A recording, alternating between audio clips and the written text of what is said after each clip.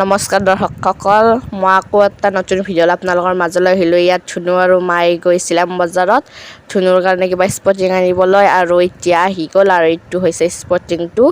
আৰু আহোঁতে ইয়াত চাৰিআলিৰ পৰা আকৌ চিঙৰালৈ আহিলে মোৰলৈকে, আৰু মোৰলৈকে বুলি নহয়, গোটেইকেইটাৰ কাৰণে আনিছে। আৰু গোল্লাৰ ৰস, আৰু এইফালে তিয়হ, ভোট জলকীয়া, বিলাহী আৰু আদা, আৰু এইফালে ঘৰৰে ভাতকেৰেলা আৰু কোমোৰা।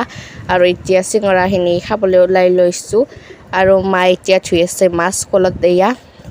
আৰু আমাৰ কলটো এনেকুৱাকৈ পাপাই ধুনীয়াকৈ বেৰা দি থৈ দিছে, হাজিৰা মানুহক লগাই ফালে। আৰু এইফালে পাকা আছে এইফালে এখন, আৰু এইটো আমাৰ বৰমা। আৰু আজি ভিডিঅ'টো ওলাব এয়া বেৰাৰ ফাকেৰে কৰিছোঁ ভিডিঅ'টো। হাঁহি দি আছে, বাতি কাঢ়ি আছে কাপোৰত।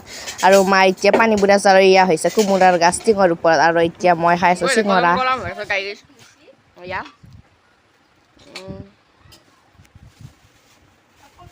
আৰু এইফালে আছে সেইবোৰ মই একলা খাম বুলি নাভাবো।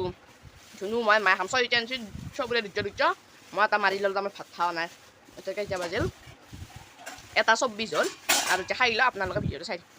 আৰু এইফালে এতিয়া মাছ ভাজি আছে ধুনু, আৰু এইবাৰ ভাতৰ কাঁহী ৰেডি হৈ গ'ল।